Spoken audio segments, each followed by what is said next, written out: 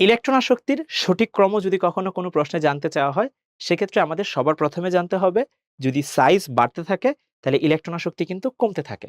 একইভাবে যদি কখনো সাইজ কমতে থাকে তাহলে সেক্ষেত্রে ইলেকট্রন আসক্তি বাড়তে থাকে। এটা হচ্ছে নরমাল একটা ট্রেন্ড। আমরা যদি এই প্রশ্নটা খেয়াল করি, এটা হচ্ছে গ্রুপ 16 এর ক্ষেত্রে চাওয়া হয়েছে। গ্রুপ 16 এ কি আছে? অক্সিজেন, সালফার, তারপর হচ্ছে সেলেনিয়াম, তারপর টেলুরিয়াম, তারপর হচ্ছে পোলোনিয়াম। এবার আমি যদি উপর থেকে নিচের দিকে আসতে থাকি, এখানে কি হইতেছে? সাইজ আমাদের বাড়তেছে স্বাভাবিকভাবেই। তাহলে সাইজ যদি বাড়তে থাকে আমরা কি জানি? একটু আগে বলতেছিলাম ইলেকট্রন আসক্তি। আমি একটু শর্ট ফর্ম ইউজ করলাম। ইলেকট্রন আসক্তি কিতে থাকবে? কমতে থাকবে। তাহলে এখন আমি যদি এই বিবেচনাটা করি, তাহলে ইলেকট্রন আসক্তি কিন্তু নিচের দিকে কমতেছে। তাহলে সবচেয়ে বেশি ইলেকট্রন আসক্তি হওয়া উচিত অক্সিজেনের, তারপর হওয়া উচিত সালফার, তারপর হওয়া উচিত সেলেনিয়াম, তারপর টেলোরিয়াম, তারপর কি হওয়া উচিত? পোলোনিয়াম। কিন্তু আমরা যখন রিয়াল লাইফে চিন্তা ভাবনা করতে যাই এবং প্র্যাকটিক্যাল ফিল্ডে দেখা যায় এটা কিন্তু হয় না। এটার অ্যাকচুয়াল অ্যান্সারটা কিরকম হয়?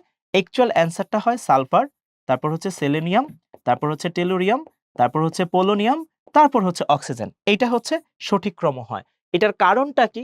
অক্সিজেনের ছোট সাইজ এবং কম্প্যাক্ট নেচারের জন্য অক্সিজেনের ইলেকট্রন আসক্তি গ্রুপ 16 এর ক্ষেত্রে কিন্তু সবথেকে কম হয়। অর্থাৎ আমার অ্যান্সার কোনটা হবে? অ্যান্সার হবে ডি নাম্বারটা।